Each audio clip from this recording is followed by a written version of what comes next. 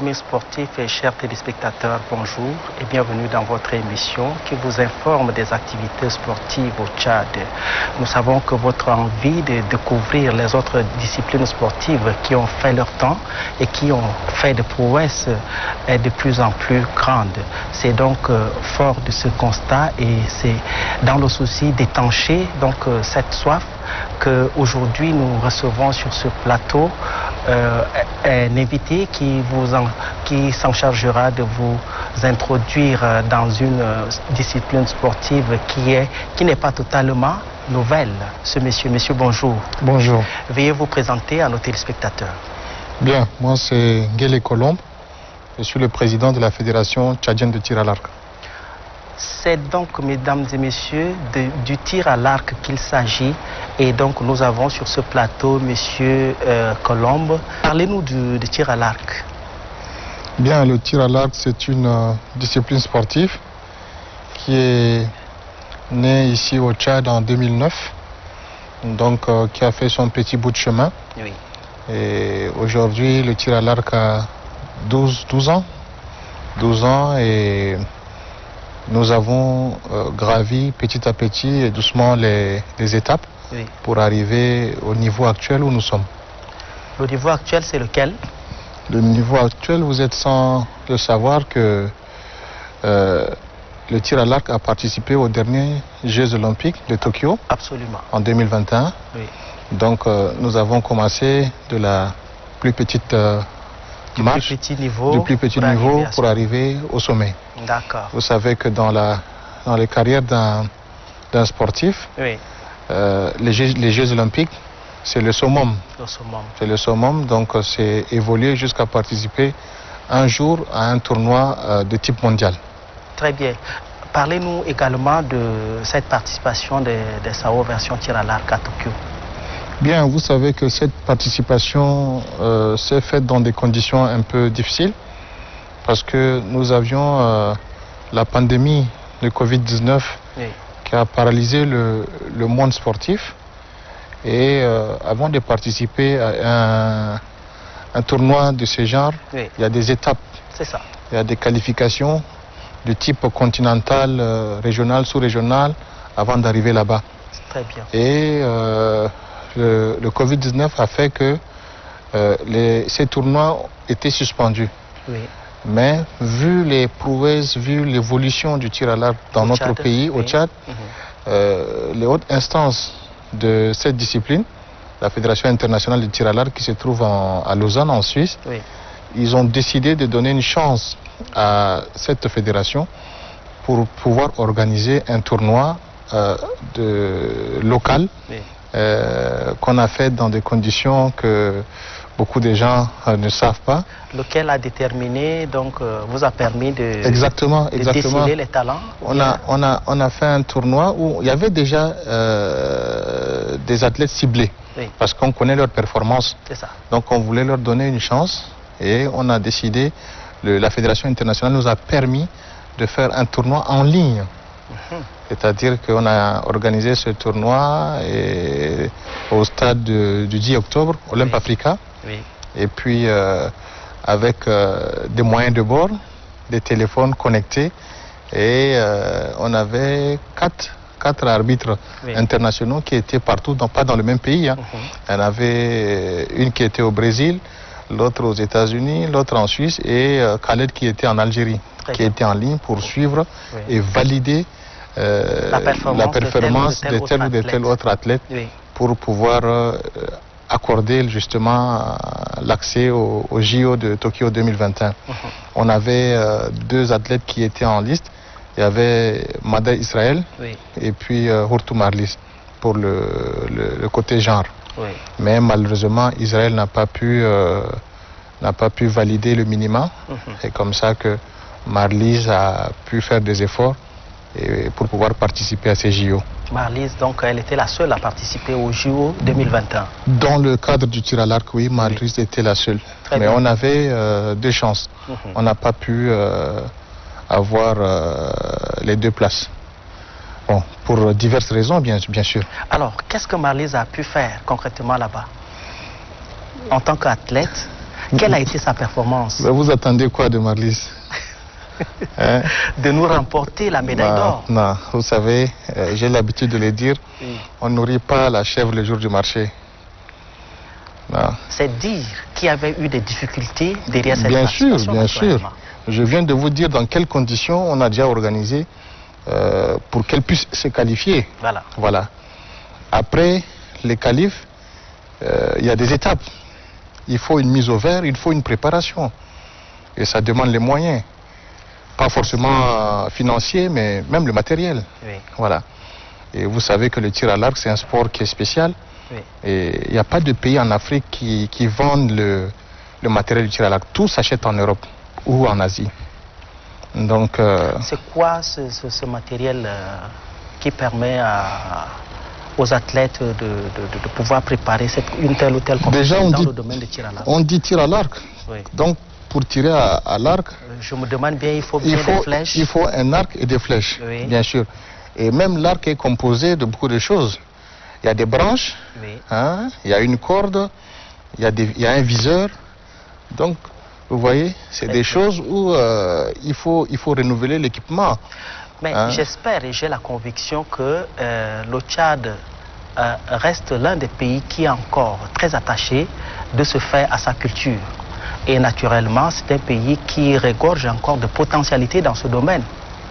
Oui, mais sauf qu'après, quand ça devient une discipline sportive, oui. Un sport olympique, il y a des règles qui viennent dessus. Très bien. Je vois, vous voulez parler des peuls. Oui. Hein, qui pratiquent naturellement, qui tirent à l'arc, bien sûr.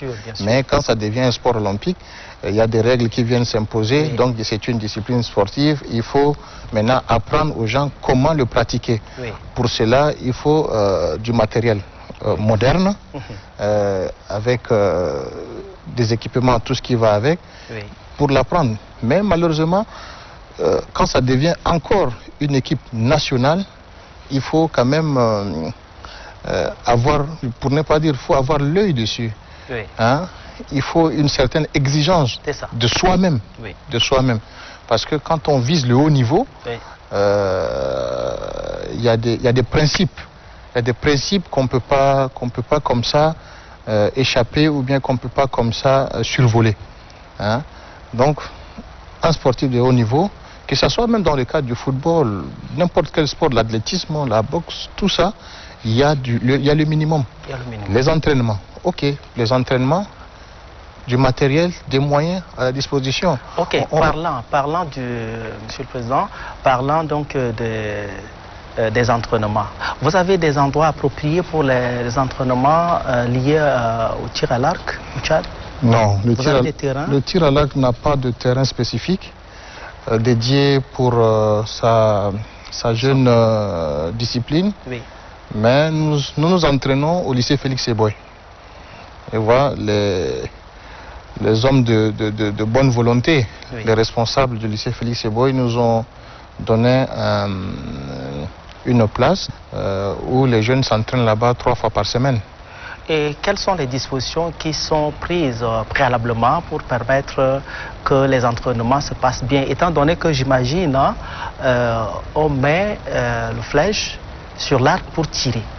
Autrement dit, s'il y a des enfants qui peuvent errer quelque part là, et qui sont curieux et qui veulent découvrir, quelles sont les dispositions que vous avez pour prendre pour permettre que cet entraînement se passe bien? C'est un sport d'adresse. Et comme vous dites, on tire oui. à l'arc avec des flèches, ça va vite. Ça peut être une passion, ça peut être une joie de tirer à l'arc, mais ça peut être aussi dangereux du moment où on n'a pas un terrain approprié pour cela. Absolument. Voilà, du moment où la zone de tir n'est pas balisée, il faut s'attendre à tout. Donc malheureusement, le public du lycée Félix Eboy sont déjà habitués à ce sport-là. Et ils savent que 3 fois par semaine, tel endroit est occupé, pour ne pas dire dangereux, pour les usagers. Oui. Donc on essaie de baliser comme on peut la zone. Et puis cela permet aux athlètes de pouvoir s'entraîner et de tirer librement. Cela nous intéresse. Alors, est-ce qu'il existe au niveau national un championnat qui peut vous permettre de déceler des talents, par exemple dans le domaine du tir à l'arc? Bien sûr, une fédération ou association sportive ne peut prospérer et progresser que par la détection des nouveaux talents. Et pour cela, c'est à travers les championnats, à travers plus les championnats locaux, qu'on peut justement essayer de détecter les jeunes talents. Vous savez que chaque année, on élabore un plan, une programmation, chaque discipline, qu'on dépose au niveau du ministère en tutelle du sport. C'est ça. Donc, malheureusement, ce programme n'a jamais été suivi. Ce programme n'a jamais été suivi. Donc, on peine, toutes les fédérations sportives peinent réellement à mettre en œuvre leur planning, leur programmation élaborée à chaque début de l'année. Parce que si nous n'avons pas les moyens, nous ne pouvons naturellement pas organiser un championnat national. Comme tel, le Tchad compte 23 provinces. Exactement. Nous sommes persuadés que dans les 23 provinces, il y a assez de talents dans les différentes provinces. Et c'est bien cela? Ça c'est sûr, ça c'est sûr. Mais pour l'instant, le tir à l'arc comment on appelle, ne couvre que même pas le 1/3. Même pas le 1/3 parce que nous sommes les moyens. Voilà, les moyens. Parce que quand on installe une ligue dans une province, il faut bien entendu l'équiper. Il faut lui donner les moyens de fonctionner. Et il faut aussi lui donner le moyen d'avoir du matériel. Comme je vous dis, c'est comme vous ne pouvez pas créer une équipe de foot sans un ballon. Hein? Ça ne marche pas. Ça ne marche pas. On ne peut pas dire on ne peut pas parler de foot si on dit qu'on a une équipe de foot, qu'on n'a pas de ballon. Voilà. Donc on ne peut pas parler de tir à l'arc si nous n'avons pas un arc et une flèche. Donc c'est tout cela qui détermine déjà le fonctionnement d'une structure de tir à l'arc. Est-ce que le tir à l'arc en tant que discipline sportive et qui a pu faire ses prouesses tant au niveau national et international au Tchad n'appartient pas donc à un ministère de tutelle pour pouvoir souffrir de la sorte? Nous ne sommes pas soutenus, nous ne sommes pas aidés par le ministère en tutelle du sport. Voilà. En clair. En clair. Et quels sont généralement les miracles que vous faites pour pouvoir participer de fois d'ici Tokyo par exemple? Il a fallu que vous mettiez les athlètes en condition que vous puissiez payer. Ça s'est fait par quels moyens? Nous, avec nos propres moyens, nous avons organisé la qualification de ces athlètes. Le reste, le comité olympique et le ministère des Sports se sont débrouillés sans concertation avec la fédération de tir à l'arc. Je ne sais pas si les autres fédérations, ça s'est passé pareil. Nous, on s'est débrouillés. Vous vous êtes débrouillés, ça veut dire pour organiser, ça veut dire que vous avez donc de votre propre poche essayé d'injecter de fonds conséquents. Bien sûr, bien sûr. Faire donc ça a toujours été le cas. Et qu'est-ce que fait l'ONAGES de ce côté-là? Bien, l'ONAGES, c'est une structure que le défunt, paix à son âme, le maréchal avait bien mis en place justement pour épauler le ministère en charge de la jeunesse et du sport, parce qu'on dit Office national d'appui à la jeunesse au sport. Mais malheureusement, je ne sais pas si c'est les dirigeants, je ne sais pas si c'est les responsables qu'on nomme là-bas. Ou encore la mauvaise volonté. Ou bien encore la mauvaise volonté. Ils ont une autre vision de la chose. Les fonds, je ne sais pas s'ils sont réellement récoltés ou pas, en tout cas, n'arrivent pas aux objectifs fixés. Vous savez, on est censé appuyer la jeunesse, appuyer le sport. Toutes les fédérations sportives souffrent de beaucoup de dettes, beaucoup de créances. Et vous savez, malheureusement, chez nous au Tchad, les gens confondent beaucoup de choses. Nous sommes présidents de fédérations, mais nous sommes des personnes morales. Bien sûr. Voilà. Et parce que la fédération est une personne morale, Mais nous, quand les huissiers viennent nous attaquer, ils nous attaquent en tant que nous, personnes physiques. Et non personnes morales. Et non personnes morales. Voilà. Donc si vous avez vu dans les années passées, si vous avez vu les exploits du tir à l'arc, ce n'est pas pour être prétentieux ou bien pour me vanter. C'était des fois de notre propre poche ou bien de l'argent qu'on empruntait dans des banques. Mais à un moment donné, il faut les rembourser. Oui. Nous avons des ardoises, et nous avons des dettes oui. À l'ONAGES. Mais bon, les gens ne sont pas encore prêts pour nous les payer. Cela fait partie des défis qu'il faut le dire ainsi, hein, qu'il faut les appeler ainsi, des défis à relever pour faire, pour hisser donc ce sport de grand niveau et à un niveau également acceptable. Alors, vous en tant que président de la Fédération tchadienne de tir à l'arc, quels sont les défis que vous auriez bien pu les relever auxquels vous pouvez vous attaquer pour hisser un jour le sport, le tir à l'arc à un bon niveau? Pas que le tir à l'arc, vous savez, le défi que nous devons relever, c'est un défi de tous les Tchadiens. De tous les Tchadiens. Nous devons avoir honte de cela.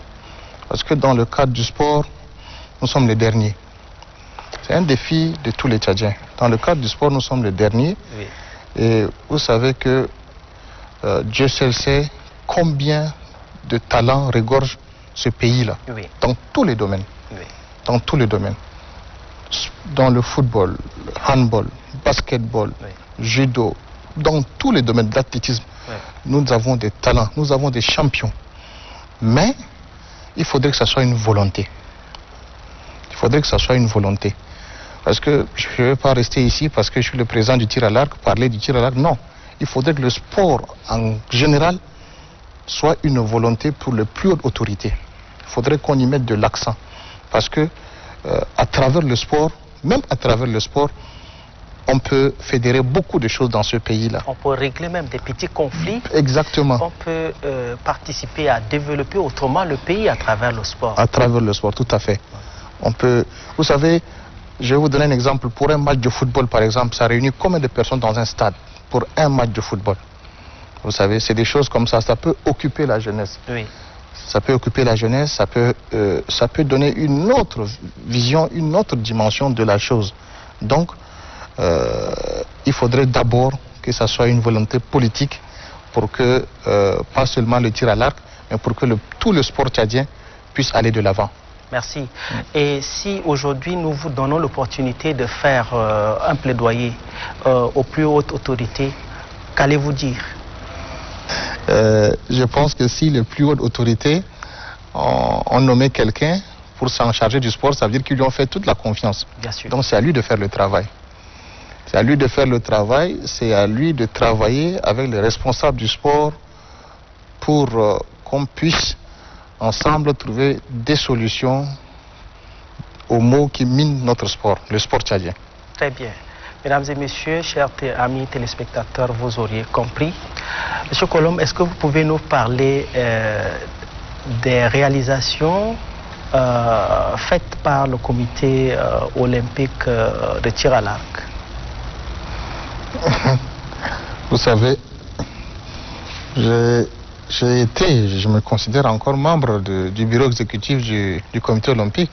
Bien sûr. J'avais été élu trésorier général. Oui. Mais j'ai voulu me mettre un peu de côté par rapport à certains comportements. Vous savez que le comité olympique sportif tchadien est une grande institution, mais on ne connaît pas la valeur exacte. Les gens jouent avec ça. Les gens jouent beaucoup avec ça. Les gens, c'est lesquels? Bon, les responsables actuels, à la tête, oui. Ce comité. Exactement, oui. Exactement. Sinon, c'est vraiment une institution qui peut redonner une bonne image au sport tchadien. Tout ce qu'on est en train de faire, c'est du folklore seulement. Il faut me voir, il faut réunir les gens, faire du folklore. Non, c'est pas ça le sport. Le sport, il faut réfléchir, planifier, programmer. Oui. Pour que ça avance. Très bien. Ouais. Et alors, tout à l'heure, lorsque nous vous avons donné l'opportunité de faire votre plaidoyer, pourquoi vous n'avez pas, par exemple, évoqué l'aspect de la construction d'une infrastructure digne de ce nom pour pouvoir abriter, pourquoi pas? Parce que si le Tchad, aujourd'hui, a réussi à participer à des grands rendez-vous tels que les Jeux Olympiques, ça veut dire que le Tchad peut également, à son tour, accueillir au niveau national des grands championnats pour pouvoir égayer le peuple tchadien. Pourquoi vous n'avez pas fait ressortir cela dans la rubrique des plaidoyers? Ça, c'est de la compétence des responsables. Le premier responsable du département en charge du sport, oui, c'est à lui de savoir connaître le nombre de fédérations sportives. Oui. Est-ce qu'ils ont les espaces qu'il faut ou pas pour construire ou pas. Mais tout ce que je sais que je faisais partie d'une mission en Suisse en 2018 ou 2019, je ne me souviens plus. Fin 2018 ou début 2019, on était au siège du CIO, du Comité international olympique. Je sais qu'on nous avait accordé la construction, pour ne pas dire l'aménagement, d'un terrain au stade Olympe Africa. Jusqu'à là, comme j'ai quitté le navire, je ne sais pas où ce que ça en est. Mais c'était à ma présence, je faisais partie de la délégation et le président de la commission internationale olympique avait autorisé et avait donné son aval pour l'aménagement des instructions et la construction d'un terrain de tir à l'arc. Il n'y a pas des autres personnes de bonne volonté qui peuvent, ou encore des structures, des organisations qui peuvent sponsoriser cette discipline sportive de haut niveau? Le sponsoring et l'aide au sport, il faudrait que ça soit ce n'est pas une culture chez nous. Le sponsoring, les gens ne le maîtrisent pas trop. Ce n'est pas une culture. Même les grandes sociétés de la place, même quand on a des championnats, quand on écrit des demandes, c'est toujours lettre morte. Il n'y a pas de réponse positive. Donc il faudrait que ça soit une culture. Ou encore peut-être une loi. Ça va les obliger, comme au Cameroun par exemple. Le sponsoring sportif au Tchad n'est pas une culture, mesdames et messieurs. Vous l'auriez compris, nous avons échangé avec notre invité sur les différents aspects liés au tir à l'arc qui empêchent le tir à l'arc d'évoluer. Merci de nous avoir suivis, chers téléspectateurs, et restez toujours à la suite de nos programmes.